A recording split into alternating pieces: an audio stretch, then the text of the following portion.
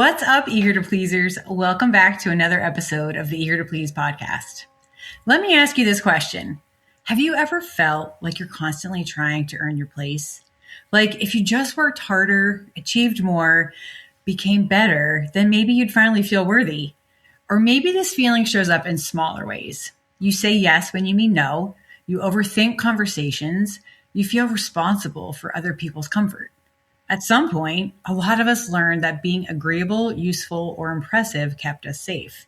So we convinced ourselves that if we could just prove our value, we'd finally deserve other people's approval. Well, joining us today for a deeper conversation about chasing worthiness, what it looks like, and why so many of us do it, and what happens when we stop trying to please others, is co-founder and Chief Operations Officer of Fresh Start's Registry, Jenny Dreizen. Thanks for joining us to talk about this, Jenny. I know it's a big one, and it's a hard one. I'm so grateful to be here today, Natalie. I love talking about this stuff. I like whatever it is. I like getting weird and deep. So I'm so happy to be here. Yay! Well, you're in the right place. Mm-hmm. That's awesome. Before we dig in, I want to know how things are going at Fresh Starts, because that's kind of how you and I got introduced through your sister, Olivia, which, hi, Olivia, if you're listening to this episode at some point, thanks so much for connecting us. Things are going great. I think Olivia and I, we feel like every year is a beautiful new reinvention of the company, and we get a little bit deeper into it every year. We started about 4.5 years ago. The company is about as old as my relationship with my husband, which is helpful. So we started about 4.5 years ago, and last year was really getting clear on divorce. You know, I think for a long time we were like, no, we're for everybody, and we always are for everybody. But I think when we really leaned into serving the divorcing community, our message just got a lot louder and a lot more amplified. And then, we were talking about doing something exciting, doing something different, just sort of collecting some articles that our experts wrote and that we wrote and putting it on a website and calling it a magazine. And then we sort of got into looking into it, and we realized there's actually, there was no national divorce-focused publication about divorce. There was no national divorce-focused publication in the United States, and really anywhere. And there were a couple of somewhat happening, maybe pieces in California, something like that. And so we just started thinking about it, and I love layouts, and I'm a graphic designer at heart. So I just started laying it out, and we ended up having this beautiful digital magazine, which I spent all day working on today, the next issue. So, it's a little scary when you spend 3 months preparing for one issue, and then you're like, oh, I have 3 weeks to do the next one. But the good news is I found out I can lay out a whole magazine in about a day. So that's comforting to know. And so that's been doing really well. I think people are so hungry for it. You know, it's so funny. Divorce happens to more than 50% of marriages, right? First marriages, about 50%. There's a divorce in America every 45 seconds. Obviously, not through the night, but it's on average. Yet still we are considered a niche topic. Right. So we were just recently in conversation with some podcasting companies, which we have great podcasts and we're so proud of them. And we're all independently produced. And the podcast company said, this is great, but it's a little niche. And I thought, to who? To who is this niche? Because it's happening all over the place, but we're not talking about it. And we're not serving the community, and we're letting people, go to these Facebook groups and get help where in some of these Facebook groups, divorce professionals aren't allowed to be. So it's just people, it's like the blind leading the blind. We're so many, I think, people have a lot of opinions on AI, but I think that ChatGPT can be a wonderful tool. It is not a divorce attorney. It is not a divorce coach, and it is not a therapist. And what we need to be doing is human to human embracing these people as they're navigating these challenges. So hopefully, reaching them over podcasts and over magazines and over, all of these other ways and being on other people's podcasts, what we want people to hear and see is that they deserve dignity and they deserve respect and they deserve information and education. And this is not something to be ashamed of. Divorce is just a transition of a relationship. And you can do it with class and grace and kindness for the other person. And if everybody's on their best behavior. And so, so it's good. Everything is really good. I think Olivia and I went into the new year feeling really positive about the company, and like we're doing work. We wake up every day and we get to do this beautiful work and get to help people. I don't know how I would be doing other work at this point. Yeah. And I love all of that. Yes, that is amazing. The biggest thing I think that comes to mind for me of what you two are doing is just the connection piece. Like you're connecting people to resources, like you said, to humans, because divorce is such an isolating event, personally and like within, your friend groups and that kind of thing. And you can really feel like you're on an island without having the proper support and tools. Yeah. So I think what you guys are doing is amazing. So thank you for leading the charge on this. I think that it's one of those things that everybody doesn't want to talk about, but it's happening. I always say I'm not a mom, but I was always very aware, especially as an outsider, as an aunt, when I would go to the classes, the music class with my nephew and my sister, the conversations that were happening inside the music room of like, oh no, my baby's getting 12 hours of sleep a night. And, we don't co-sleep and everything. And then you go out to the parking lot and you catch up with the other moms that and they're like, oh my God, they're not sleeping at all. And I sleep in the crib actually. And it's like, these are the conversations we need to be having. Like, I have no interest in that fake conversation that happens of us all going, no, everything's great. Everything's great. Like, let's get down to it and let's embrace each other and not make each other, let's get real, not make each other feel ashamed when, you say, I sleep in the crib. Yeah. Okay. Do you have a good pillow? Like, we want to make sure that people are supported wherever they are. So I appreciate that. Yes. I love it. No, thank you for the update. I love following you all. And like I said, I think the work you're doing is so important and impactful for sure. So I know we got to know Olivia a little bit on a previous episode, and now we're fortunate to have you here. So I'd like to get to know you a little bit. If you want to share a little bit about your background, how you got to where you are, obviously, and why you felt so compelled to talk about this particular subject of worthiness. Out of all the, topics we were kind of throwing back and forth. For sure. The one that kind of stuck out to me. I am the middle child of 3 or 4, depending on whose household you're in. At my mom's house, I'm the middle of 3. At my dad's, I am the middle of 4, but also the other middle child is my little brother. So I think that's different. I think it's different when you're a boy and you're the only boy in the family. And so I have always been, my sister, Olivia, is amazing. We've always gotten along very well, but she was born with medical complications. So there was like a little bit of a glass child syndrome happening with me as well. And I was always a little bit in her shadow. Like, I think in school, I was always Olivia's sister. When I was applying to colleges, I got into her college and I got a nice scholarship. And I was like, I don't think I can keep doing this for the rest of my life. Then I'm her business partner, which was maybe not the best idea, but it's working out well. But, so I was middle child of 3. My parents got divorced when I was 7. I definitely felt we didn't know other kids whose parents were divorced. We went to a very sort of, we basically our school that we went to growing up was like where The Great Gatsby was set. Like it's very posh, and there was not other people who were going through this at the time. Our parents were a little younger than the other parents, and we were the only Jewish family, and we were going through a divorce. So there was a lot going on. And I remember so badly wanting to connect with other kids whose parents were going through divorce. Like really, I wanted that, and I had none of that. And then, we grew up and our dad had our little sister. Both of my younger siblings are engaged now, which is insane. I'm like, but you're babies. You're my babies. And so our dad had a little sister, and our parents did a really good job of, keeping things calm and, sort of not making the divorce that big of an issue, and making it seem like a benefit. And it was. I can't even imagine what they would be like if they were still together now. They're very different people. They were high school sweethearts. So, you make a decision when you're 15, and sometimes you don't always have to follow through with that for the rest of your life. And so I ended up, we went to a Quaker high school, and I graduated, and I went to NYU. I studied religious studies. And pretty soon after my college graduation, about 2 years, I ended up meeting a guy where I'd met him before, and we started dating. And he is not a bad person. He's just not my person. We were together for 10 years. And I think that getting to the issue of worthiness, I think that between being a middle child and whatever other stuff we went through, it wasn't always easy with various parents. Everybody had a lot of growing up to do.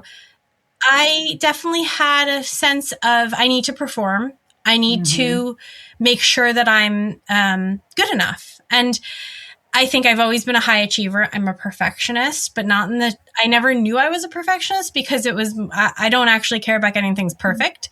I care about just getting it right all the time. Like I don't need to get an A+ on the paper. That doesn't matter to me at all, but I need to be right. Like as a person, I need to be right. I need to have thought it through. I need to have considered every possible negative outcome and, performed properly to be worthy of love. I mean, it just felt like that.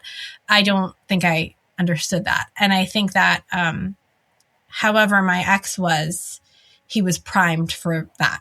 And he was ready to press those buttons. And I really don't think it was malicious. We've left things on a very good note, but I just always felt like I wasn't enough. And that was definitely validated in my own head by the fact that we were together for a while. And it's funny, I never wanted to get married. My mom and my stepdad have been together since I was 7, and they're not legally married.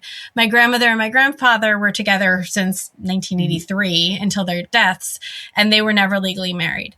It wasn't particularly important to me to get legally married. I really just wanted to feel chosen. I wanted to feel like somebody really wanted to be with me. I didn't feel like that when I was with my ex. And so I think as a default to that, I thought, well, maybe I can get it from this thing. Maybe I can get it from marriage. Maybe when he proposes, I'll feel it. Maybe when he says his vows, I'll feel it. So I sort of started on that journey with him of what we're, first it was, when are we going to live together? And then we lived together. And then it's, okay, well, and it was that thing you go back and forth. It's like, well, it's not that big of a deal. Well, why do you need to get engaged? Not that big of a deal. Well, if it's not that big of a deal, why won't you just propose to me? And it sort of went around like that. And I felt very sure that, if I was thinner, that he would have proposed. And I still feel like that. Yeah. Yeah. And I still feel like that. And I feel like that because after we broke up, he said to me, when you gained weight, I didn't like that. And I was like, okay, well, I don't really know what to do. I said to him, that's your own internalized fat phobia. That has nothing to do with me. But I felt like that. And then eventually about 8 or 9 years into it's so funny because at the time, right, like you're like every year means so much. And now I'm like, I don't know, 8 or 9 years. He bought a ring. He had the ring for a year or two. And he did propose to me. And I was disappointed to find out that did not do it. That wasn't the emotional hit that I needed. And it wasn't a bad proposal. We got down on one knee on the beach, but I was in a bikini and I said, oh, well, he must like me because he proposed while I was in a bikini, And you have my own body issues, and you involve it with that, and somebody that's always encouraging you to exercise in a way that doesn't feel quite like it's about really your health, and so, and then other stuff too, which we'll get into. Yeah. But just like, it felt like everything was a worthiness test with him. And again, I'm going to say it again. So if he listens to this, I don't think he listens to the podcast I'm on. Like, I don't think it was intentional. I just think it was a culture clash. And I just think it was two families that were very different that came together in that way. But I do feel like I was primed to have the buttons that he could push. Yeah. So I felt, I did all of the domestic labor pretty much in our home. And we made, when I moved in with him, when we moved in together, we made down to the dollar the same amount of money. We were working at the same company at the time, and we made exactly the same amount of money. We were splitting everything exactly in two. And yet I did all of the dishes. I made all of the lunches. I made all of the dinners. I did all of the shopping. Like, I could ask him to go pick something up at the store, but he had no idea what was in the fridge. And he acted like it was something that, like, how would he ever figure that out? Like, how would he know that? But you just know what to make when you look in the fridge. And I was like, yeah, I didn't come to this earth like that. And every meal, you know, it's funny, I screenshotted this because I was thinking about this when I was taking my pre-podcast little nap. My husband and I kind of take a nap every night after dinner. It's a great habit. But so I was thinking about this and I wanted to screenshot it. This is from Stacey McCann's, she's a social worker. Stacey McCann, she's a social worker. And she posted, cooking is actually such a super vulnerable task. And maybe that's why women do it and also why they grow to hate it. And she had posted this whole reel about how it's such a vulnerable task because it's like you're spending money on it. You're trying to fill other people. You're trying to satisfy somebody else. You're trying to get into their brain. You're trying to make something nutritious. It has to be good. Like, there's so much that goes into just cooking a meal that I mean, we didn't have kids and I was exhausted. And every 6 to 8 weeks, I would have like what I call like looking down the hallway of my life moment, you know, where it's just like in a movie where it's just like a zooming hallway that goes on forever. That's what every meal felt like. And it felt like I never got it right. And every meal that I served him was a worthiness test. It really felt like that. And I never got it right. I was never going to get it right. It was never going to be good enough. And it was exhausting because it was like, I would say to him, well, when you give somebody 85% of all of the labor in a house, of course, all the mistakes are going to fall in their 85%. You only do 15% of what goes on around here. And it just went on like that. And it wasn't a bad relationship and it wasn't a mean relationship and it wasn't contentious, but we would have those arguments, you know, I do everything you need to do more and nothing really ever changed. But what it came down to for me was I don't feel loved. I don't feel like you love me and I don't feel worthy of your love because every time I forget to close the shower curtain, instead of just closing the shower curtain so that it can dry off, you have to tell me that I forgot to close the shower curtain. You know, that kind of thing where it's like passive aggressive, like you know, it's not see something, say something, just see something, do something. It's okay. It's okay. Not the New York City subway system. We're going to be okay. And so he proposed and we had planned a wedding for May of 2020 and then COVID hit. And so we canceled the wedding. We pushed it off till September of 2020. And then we pushed it off again because I was like, I don't want to get married. You know, I've waited this long. We've been together for nearly 10 years at that point. I was like, we waited this long. I don't want to get married in a mask. And I didn't want to bring people together and, you know, for no reason. And so we just thought like, okay, well, maybe we'll just like have a baby. Or I said, maybe we'll have a baby and then we'll get married. And we ended up making it till June 2021. Our 10-year anniversary was in March 2021. And it's so sad because I think I lost it, but I used to have this video of us toasting and I say, I love you on the video to him and he doesn't say it back. Like, it's crazy. It's like, it's so sad. And we had gone out to dinner. We had this big argument. I don't remember what it was about. Like, right. Who even knows what it was about? Right before my dad's birthday, which is June 9th. And it was the first time I ever wondered if he was like not going to show up someplace that he was supposed to. And he did. He came to dinner. But there's a picture that my sister's then boyfriend took of us. And you can see like, he's like leaning. He does not want to be there with me.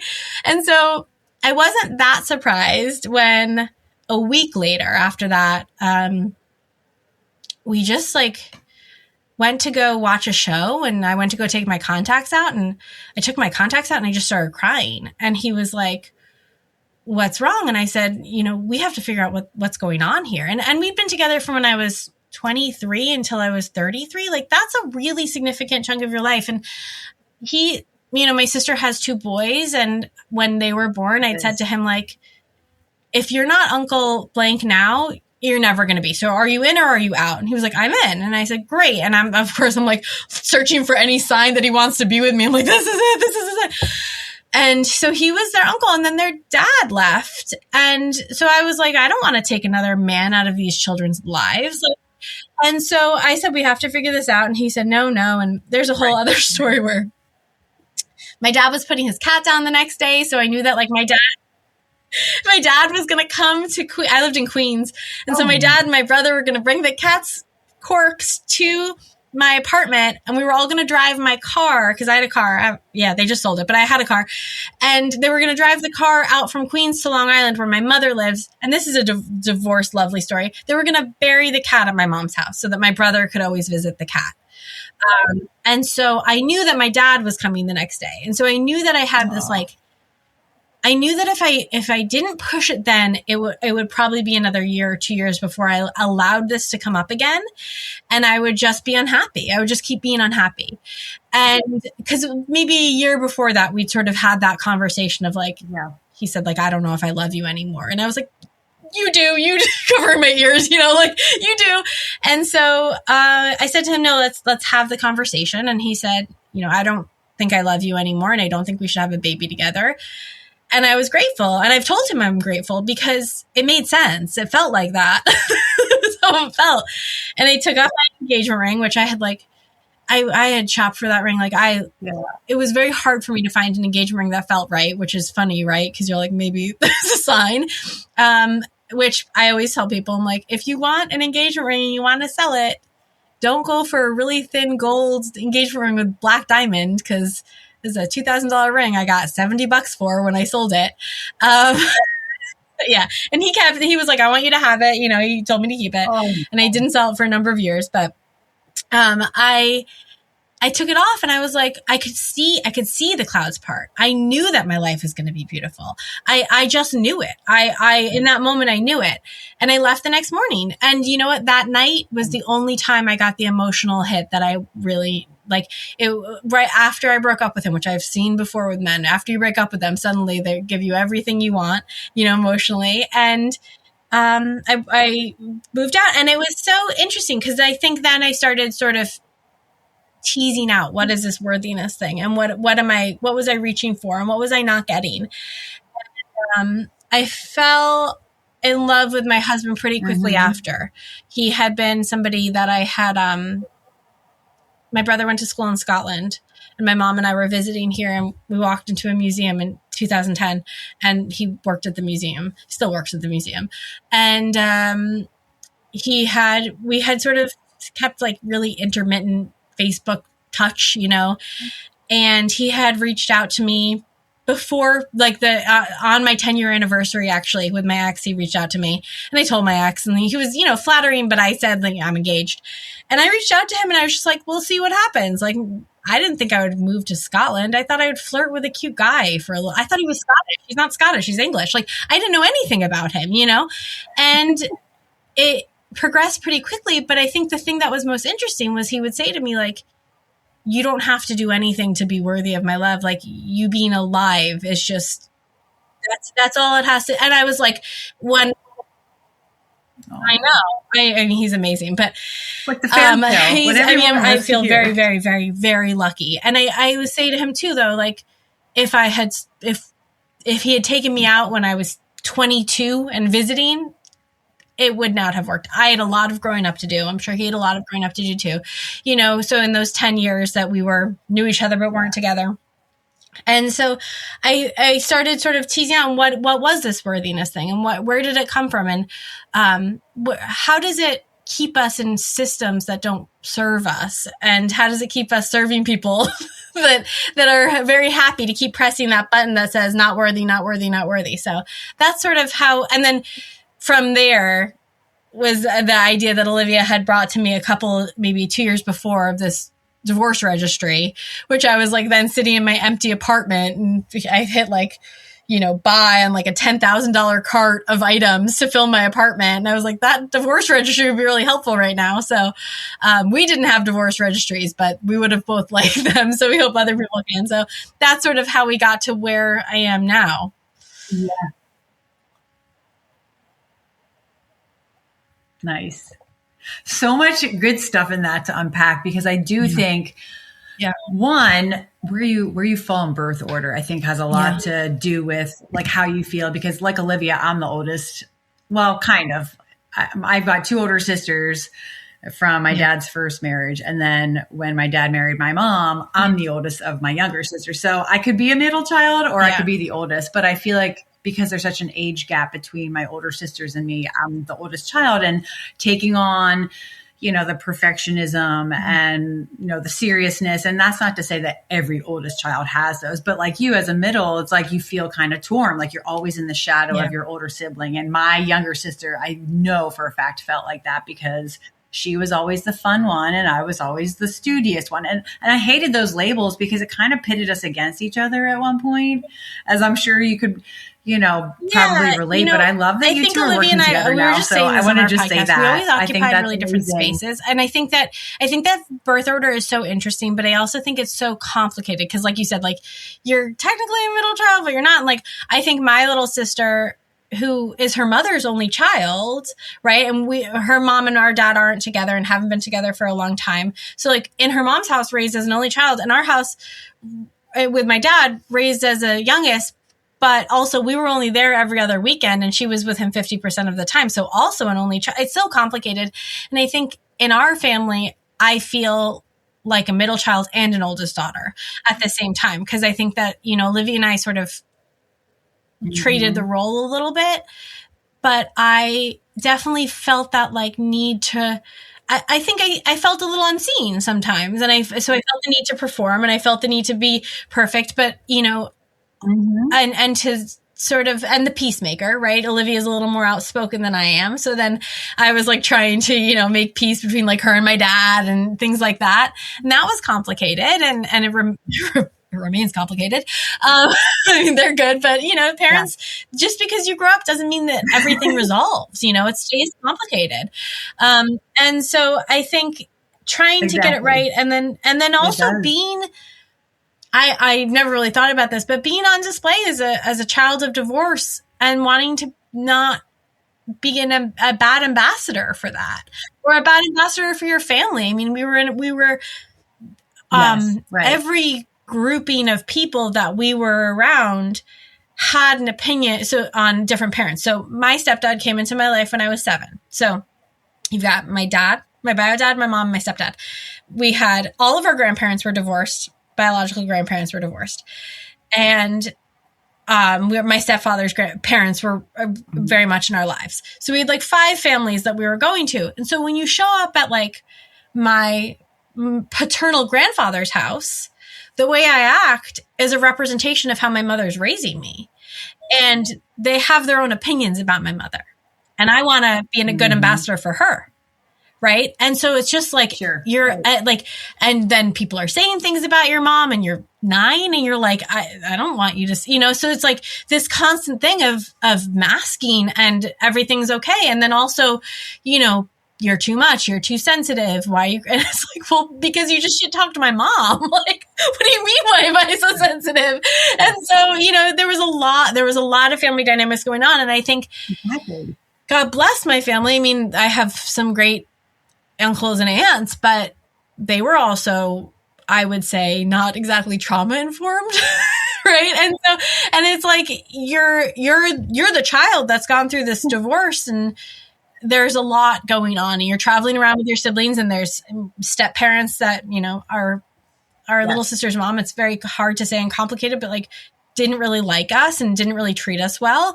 And so that was hard too. And you're just trying to always seem okay. And trying to always, like I said, be a good ambassador as a representative of your parents.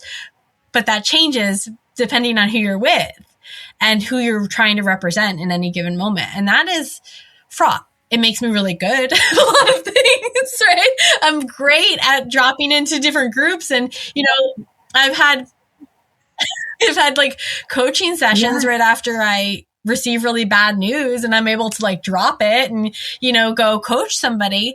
But it makes also for a person that is vulnerable to somebody that is happy to, like I said, press that button that says not enough, not enough, not enough. Yeah. Yes. Or it's like I don't know, I kind of related to like being your puppeteer almost. Like you said something super relatable about performing all the time. And, you finally start telling yourself, okay, if I check enough boxes, like you finally arrive at this moment where you're like, okay, I made it. I'm finally enough. But like the bar then keeps getting raised and you're never enough. Or you keep telling yourself, well, I just have to get this to this level. I just have to meet myself here. And then they'll be like, yep, you're great. I love you for you. But then it never happens. And so I'm curious, how would you define chasing? It looks like the sort of questioning face what does it of is like dinner good life? Enough? Like that to me, it's like did I do everything right? Did I check all the, like you said, did I check all the boxes? Did I, if I could have had a board with like all the lists of things that I need to do on any given day, I would have loved that and checked it off. I think of things like, I was always the coffee drinker in my house with my ex. And then during COVID, he got like really into coffee. And so suddenly just, I had a pour over set up just because we had, cockroaches. And he'd gotten me this little like, one coffee cup like machine at some point when we moved in together. And at some point I opened it up and like 2 little cockroaches like came out like, hello. And I was like, that's horrible. So I threw it away and I just did pour over because it was like the best option. So it wasn't like I was like a coffee connoisseur. And then he gets really into coffee. And now this thing that was just my morning, not a big deal, is suddenly that I have to do it the right way. And instead of him being like, I'll just make the coffee. I'm obsessive about coffee. I'll just do it. No, I have to do it the right way. And I have to, he had there was a scale that had like timers on it and you had to like do the bloom. It was a whole thing. And it was, oh my God. This does sound a little controller, doesn't he? He was very, I will say this. Oh my goodness. Hyper-focused on his obsessions. I actually had a list. I still have the list in my phone of like all of the things he became like obsessed with throughout our relationship. And like, we would read it together and laugh. And so I would do that. And then when I, again, not a bad person, but it's not right for me. Very nice guy. And so it was a lot, right? But it was like, instead of, if I felt like that about something, or if you felt like, you'd be like, I'll do it. I'm weird about it. Like, I'll handle it. And so when I like moved into my own place, I think I just like made instant coffee. And when I came to visit my husband for the first time, he wasn't my husband then, Thomas, my husband's name. When I came to visit Thomas, I came for 2 weeks and he did everything. He paid for everything. Like, I don't remember making one meal. But for a couple of nights, we went to an Airbnb. I had credit from my canceled wedding on Airbnb. And I was like, this is perfect. I'll use it with my new lover in Scotland. So we went to an Airbnb and I got up before him and I was like, I'm going to make coffee. And I was like, it was a French press. And I'm like Googling how to make coffee in a French press. And I made coffee and I guess I did it fine. And he was just grateful that I made him coffee. And every time I'd be like, well, how many teaspoons, how do I do it? And he'd be like, you put like 3 spoonfuls in the thing and then you pour water on it and then you press it down. Like, he just didn't care. He was just like, I'm so grateful that somebody's making me coffee and bringing it to me in bed. And still every day I would say, not every day, but still there's things that happen. Like, I'll be at the grocery store and I'll be like, they don't have the meat that he likes for his sandwiches. And I'll be like, I should call him. And then I'll be like, he trusts you to just buy different deli meat. Like, it's okay. And he'll be like, this is great. I never thought of this deli meat. He's so excited about it, but it's a really different dynamic. And it really starts making you realize like, oh, I was played. Like, my anxieties were perfect for what he was wanted to do, which is, I think he really wanted to have things exactly his way. And I think, if you want things exactly your way, then you maybe need to either be with the right person or not with anybody. And I wasn't the right person for that, because that's not going to be me. And it's so funny that we did this podcast today, because like my husband happened to be home from work today. And so I haven't made one meal today. I haven't made one meal today. And he is amazing. Yes. He is amazing.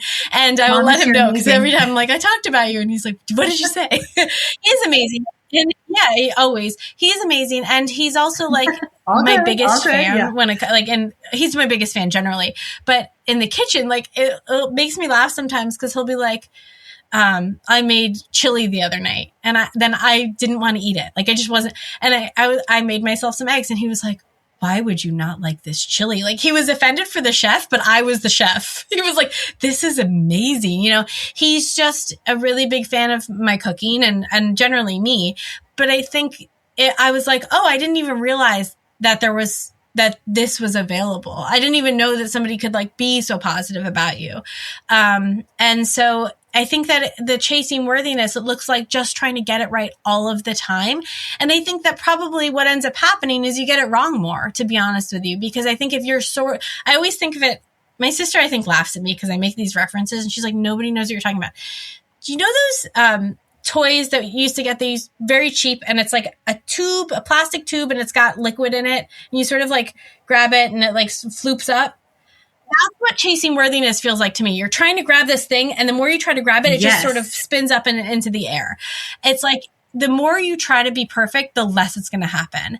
And the goal isn't trying to be perfect. The goal is finding somebody or yourself being somebody that you are safe to be imperfect with, that you're safe to not get it right, that you're safe. You know, the difference between with my ex when I would make a dinner and it wouldn't be good and I would just feel horrible versus with my husband, I made something recently and we were both like, this is not good. Like, and we can laugh about it. And I was just like, yeah, no, I did not nail it with this one. Yeah. And then the next night I'll make something and he's like, this is the best thing I've ever eaten. And so, you know, I think being able to laugh at yourself. And I think for somebody who's so, focused on getting things right as I am, having somebody that you feel really safe getting things wrong with, because that extends to everything, right? Because then suddenly it's not, you're not feeling so defensive if you use the wrong tone with somebody. Because I think that sort of perfectionism and that worthiness goes everywhere. Because if you're talking to somebody and you're kind of curt with them and they say, hey, you were a little curt with me and you need to be worthy of their love, you're like, no, I wasn't actually. Whereas if I say something to my husband, I'm like, oh, that came out wrong. I did not mean to sound like that. And he's just like, oh yeah, no, I know. Like, I got you. And I think so that worthiness sort of extends everywhere and it doesn't necessarily make you, no, I don't want to say lovable, but like that chasing that worthiness doesn't always make you the best partner. Like it has like an inverse effect. You think it'll make you the best partner if you're just perfect and worthy all the time, but also it actually makes you sort of, a lot to for yourself, you're a lot. And for them, you're a lot. And it's like this other thing. I mean, you know, I can't imagine what it would be like to be in that activated worthy state with my husband now, right? With somebody that doesn't need it, but it's an interesting thought experiment. Yeah.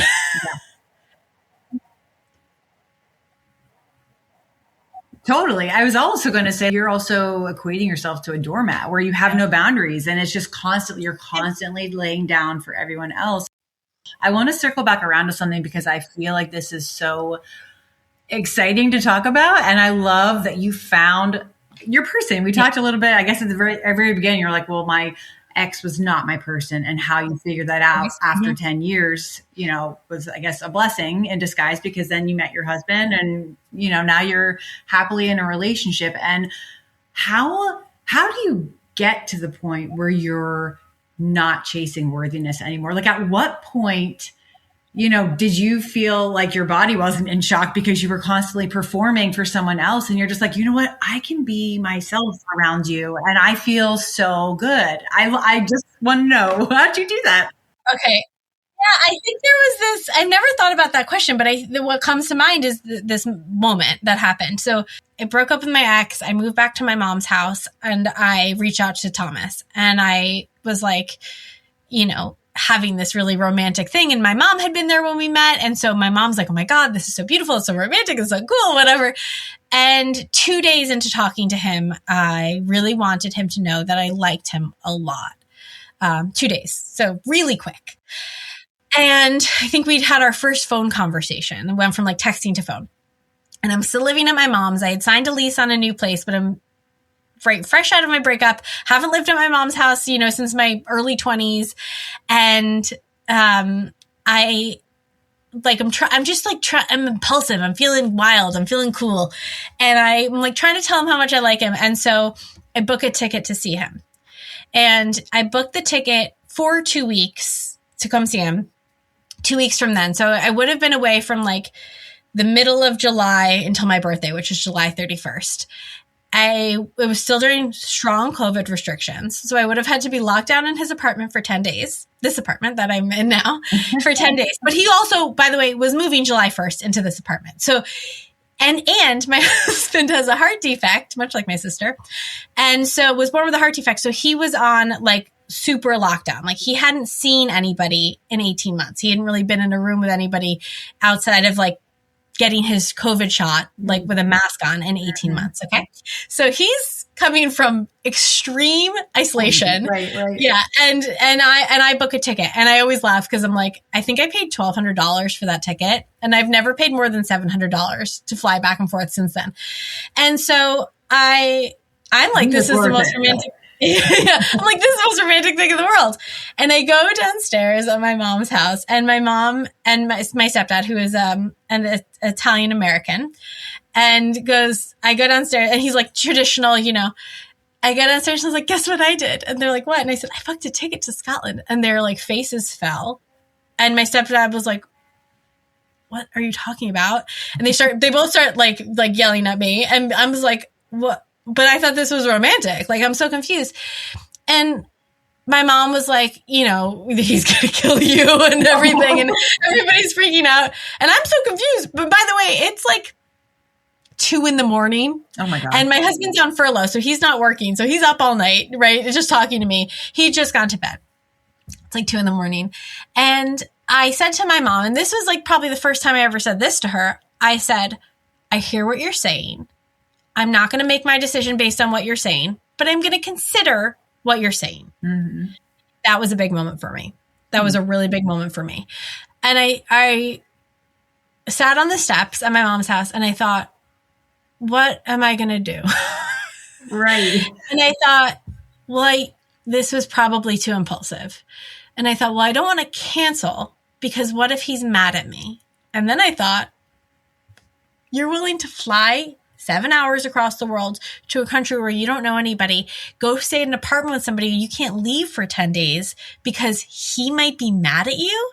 You've been talking to him for 2 days. You don't know this person. If they extracted him from your life with a little tweezer, you would never even know. You would never even know. And you're willing to put yourself in that much danger because so this guy's not mad at you? Who cares? Who cares if he's mad at you? And I thought, oh, who cares if he's mad at you? Like, and that was the thing that I think that was my chasing. That was like when it started degrading. The chasing worthiness was like, who cares if he's mad at you? He's nobody to you at this point, right? Yeah, he's just a nice accent on the other side of the phone. And so I called him. I do love a good accent. So yes, Jenny, yes. I gotta tell you, my husband has a particularly wonderful accent and a particularly wonderful voice. Everybody keeps telling him he has to do voiceover work. And I'm like, trust me, we've tried. It's a very hard industry to get into. My friends are like, can he do like spicy videos? I'm like, no, he won't do it. I tried. He wouldn't do it. And so I called him, and it's like 5 hours ahead, right? So I think it was about 7 o'clock in the morning, and he'd just gone to sleep. And he wakes up and he's like, what's wrong? What's wrong? And I said, I think I have to cancel my ticket. And he said, okay, why? And I said, because I don't think it's safe. I don't think it's a good idea. And he said, well, I never want you to feel unsafe with me. He said, I always want you to feel safe. I want you to feel that I'm holding you like a hummingbird in my hand. So it's just my future sister-in-law made that for me. It's a hummingbird. And he said, I never want you to feel unsafe. And it was like, oh, okay. He's not mad at me. And I sort of had to process that he might be mad at me, and fuck that guy if he was, right? Yeah. And so he wasn't, and he was like, oh, and he told me later, he was like, I was so relieved. He was like, I hadn't gotten a haircut in 18 months. Like, he was just like, he was like, I was moving. It wouldn't have set us up for success. That's what I would say. And so I canceled my ticket. And I went downstairs, and I'm sitting on the stairs at my mom's house, and my mom comes over, and she's calmed down, and I've calmed down. I said, I canceled it. And she said, how did he react? And I said, he was lovely. And she said, oh no. She said, you're screwed. Yeah, and I said, I'm screwed. And I ended up right then. Yeah. And I mean, it was like, oh my God. And so I ended up then going over 3 months later, and we talked every night. It was a very different relationship than 2 days in, and the COVID restrictions were a bit looser, so I didn't have to quarantine for it. But I think that was when it started. I think that one of the things somebody had said to me, I think my stepdad said, was people are going to think you're crazy if you go fly to Scotland, after 2 days. Yeah. And I said to him, they already think I'm crazy. I just blew up my life, right? Like, I was with my ex for 10 years. He was the uncle to my nephews. We were all involved in each other's families. Like, I blew up my life. I literally just walked away from a full apartment. Like, they already think I'm crazy. And I think it was that. And then in combination with falling in love with my husband and wanting to seem cool and perfect and all these things, and him just being like, I don't care. Like, I just want you. You're worthy. Like, you don't have to do anything. You don't have to make anything. You don't have to, cook. You don't have to do this. And it was funny because I was saying to him tonight that I haven't had that sort of like looking down the long hallway of your life of meals again since I left my ex. But sometimes every once in a while I'll text him from the grocery store, and I'll be like, because I work from home, he works outside of the house. So I often go to the grocery store during the week, and he tends to take care of the weekends. And so I'll text him from work while he's at work, and I'll be like, I have no idea what to have for dinner. And he'll just be like, we're going to have this. And he just tells me, and I'm like, oh, and he just knows that, like, it's because it's not, as you know, it's not the cooking. It's not the shopping. It's the mental load of worrying about what is somebody else going to want to eat. Mm-hmm. And I was saying to him tonight, he was home, and he said, I'm going to make a pot of curry, because then you won't have to worry about what we're eating for the next like 4 days. Like, it'll take care of us. Yeah. And I said, you were really smart to step in, because I wasn't burnt out on cooking yet, but I was probably headed there. I've been really creative recently, which I think being really creative, then eventually you're like, okay, I'm done. I'm exhausted. Like, cereal? I don't know. Yeah, exactly. And so I was like, you stepped in beforehand. And he's like, I know. He was like, I know what I'm doing here. And so I think, I think that the worthiness started breaking down when it was like, I think the question was, maybe I'm not worthy. Maybe, right? Like, you kind of have to throw your arms up in the air and go, if this is what chasing worthiness is, then I don't want to do that anymore. Mm-hmm. And if this is what it looks like, then I don't want to do that, because I'm never getting it right. I never get an A+ from my partner. Not everything I did. If I made cookies that I couldn't eat because I'm allergic to cow's milk, I'm allergic to butter. So I would make him cookies, and then he'd be like eating the cookies, but then also tell me I shouldn't have made the cookies because he shouldn't be eating that. Oh my God. It was you can't win for losing. Like, right, really, right. Like, there was nothing I could do that was the right thing to do. There was comments about my clothes and what I was wearing, and like I said later, about my body. And so it was like, there was nothing that I could do. And it was kind of like, he's really outdoorsy and I'm not. And a little bit I was like, why are you with me? Go be with somebody that likes the things you like, and then you don't have to torture her with all of this. So I think throwing up my arms in the air and going, I'm done with that. And then making a choice that was potentially a relationship ending with my now husband, right? Of, I'm not going to get on this plane, I'm going to cancel my ticket, was also the next step. And then it just sort of, I always feel like I just take the next right step. Yeah. And I think, my husband sort of would clear the path and be like, maybe this one. And I'd be like, maybe that one. And I would just step onto that. And that was sort of the journey back. Nice. To get there, though, did you have to do any real deep digging? Yes. Like personally, I mean, it might be a little personal question, like therapy or meditating or any of that stuff, because like, I mean, you're amazing if you could pull out of that without, having any type of tool. My therapist, Christine, was a big part of that. I was working with her before I broke up with my ex. I worked with her after I broke up with my ex. I've taken breaks. I worked with her last year. I mean, it's funny. It's this perfectionist thing, right? Yes. It always comes up. And, I'll get to what the funny thing, or the less funny thing. But the funny thing was that after I broke up with my ex, I texted her and I said, I just want you to know I broke up with him. And she goes, do you want to do an emergency session? And I said, no, I think I'm okay. She goes, I thought so. She goes, I knew. Nice. She knew. And so, but like even as recently as maybe 2 years ago, I want to tell this story first, which is unrelated but related. The level of perfectionism with me is that I should never mess up and I should know all the bad things that are going to happen. So when COVID canceled my wedding, I thought I should have known that a global pandemic was going to cancel my wedding. Now, I don't know why I thought I would have that knowledge, but that's how my brain works. A lot of pressure, right? You didn't plan for this. Mm-hmm. You're stupid because you didn't plan for this. So I was hanging out with my husband one night on the bed. We were just like sitting on the bed and I jumped up to kiss him. And I hit him in the face, like accidentally. And he goes, ow. He said, ow. And I lost it, like hysterically crying, just a mess. Like he was the one that got hurt. I wasn't mad at him. I felt so foolish and embarrassed in that moment and unworthy, right?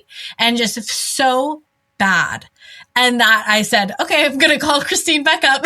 And I started back up and I was doing that for like a year. And that's sort of my relationship, with therapy is in and out as needed. But yes, I did therapy. I did a lot of long walks by myself. There's a part of me, Natalie, that's honestly very sad because that year that I lived in this very overpriced, very cute apartment, right near my family, I had no tolerance for anybody else. I just couldn't be around people very long. Yeah. And it's sad to me now because now I live in Scotland. And for that period of time, I lived 4 minutes down the road from my parents. Now I was seeing them obviously, more than I see them now, but I'm like, my sister would come over and work at my house and I wouldn't push her out of the house. But when she would leave, I'd be like, thank God, right. I just couldn't be with people, but I spent a lot of time.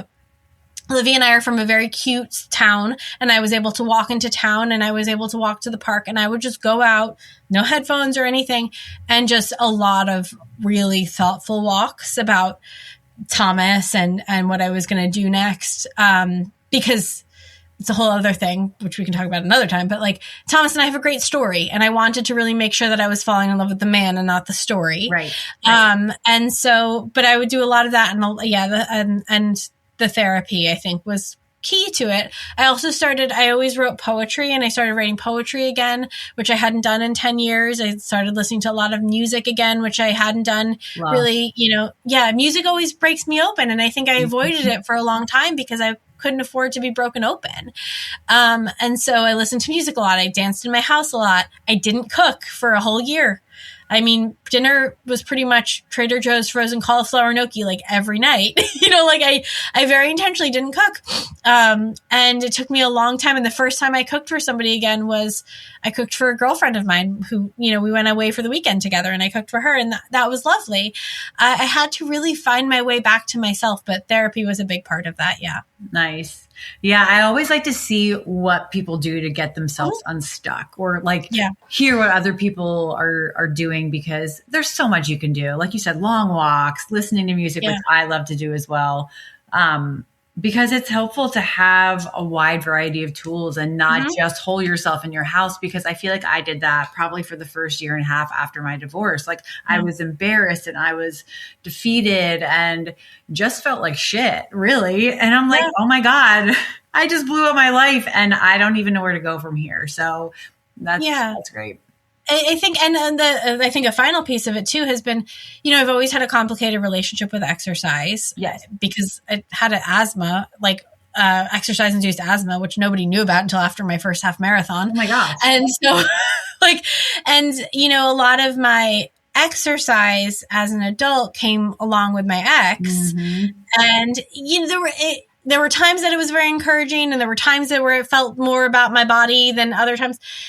And there were times when I would go through swimming periods where I would go swim laps. And now, as of June, I've been part of a gym near me, and I swim about 3 to 4 kilometers a week.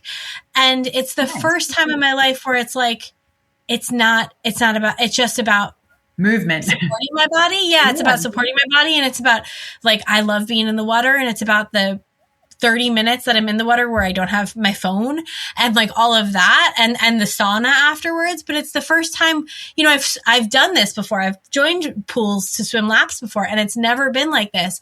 And I think that's part of it too, of like, my husband's always proud of me because he's proud of me for dedicating myself to something, not because I'm like getting smaller, and who knows, I don't know if that's how swimming works. It doesn't seem to be. And I'm not concerned about it. But like, I think to have somebody, I would so often walk out of my bedroom with my ex in like a black tank top and black leggings. He'd be like, you going for a run? You going for a run? Like, no, I can see that you want me to. Like, and it doesn't feel good. And so I think the final piece for me has been finding this really healthy relationship with exercise and with moving my body that feels celebratory, and that doesn't feel like a punishment, and that doesn't feel, one of the things that's important to me is I don't do it the first thing in the morning. I allow myself to think about it. Like, I allow myself to know you're going to exercise soon. It's not something I'm trying to rush through. It's something that I'm just enjoying. And that feels like the final piece for me, specifically related to my relationships. Nice. Well, and maybe could we clone Thomas, for some of us back here in the States? I wish people are like, do your friends, do your brothers? Yeah, like, exactly. You're available. I'm so sorry. Yeah, he's a special guy. And he's a little bit older than me, which I think helps. And, he's done a lot of mental work. He's mature. He's one of those mature guys. Oh my God. He's mature guys. He's a poet and a playwright and a musician. Like I'm terrified every day because I so like that's the best way to put it. But I feel very fortunate. And that's why people are like, you moved to Scotland? I'm like, you don't know my husband. You would move anywhere in the world. I'm very lucky that he lived in Edinburgh because it's a great city, but I would have moved to wherever to be with him. Yeah. No, easy. I love that for you, Jenny. I'm so happy for you. That's great. Thank you. Yes. Yes. We've covered quite a lot, and I'm excited that we get to share this with people because I think it's super important that we learn that we are worthy. We don't have to chase someone else's expectations of ourselves. So I wanted to see if there's anything else that you were thinking about that you wanted to share that we haven't already covered. I mean, the thing that I always say to people is that it doesn't have to be bad for it not to be good. Like, I believe you're allowed to leave a relationship for any reason, whether that maybe you should go see a therapist about that. Maybe, but like, you're allowed to leave for any reason. If it's not working for you, it's not working. That's totally okay. And you also are allowed to explore the ceiling of your joy. Like, you're allowed to see how high that goes, because I think in a lot of relationships, we're told it's enough and we're fine. And, you're making the good girl choice. But like, the reality is there's no checkbox. There's no, form that you can sign off. And nobody's going to get to you at the end and go, you did everything exactly right. Right. I tried doing everything exactly right in a lot of ways. And it didn't end with me happy. It didn't end with him happy. And I think that's why I think divorce can be such a powerful tool, which is people get to go live their own happy lives afterwards. They get to live their best lives if they explore it. When I was breaking up with my ex, he said to me, it'll be fine. And I said, no, it has to be bigger than fine. We have fine. We're fine now. I said, we have to go both and create beautiful lives for ourselves. And I haven't caught up with him in a while, but I know I've done that for myself. I think that he's good. I mean, the last I hear, I talked to him about maybe 18 months ago. I accidentally had something sent to his house, and it was a fake wizard potion for my nephew that was called like death poison or something. And he texted me and he goes, did you want me to take this? And I was like, oh my God. And we talked and we caught up, and I said, I just want you to say thank you, because it would have been hard for me to leave on my own. I needed that push. And I said, now I get to live this beautiful life. So I think just you are allowed to explore the ceiling of your joy, and you're allowed to be happy, really. And you might not even know how happy you can be. Yeah, well said. Oh, great final words. I love that so much. Thank you, Jenny, for joining us today. It's great chatting with you. Thank you for having me. Absolutely.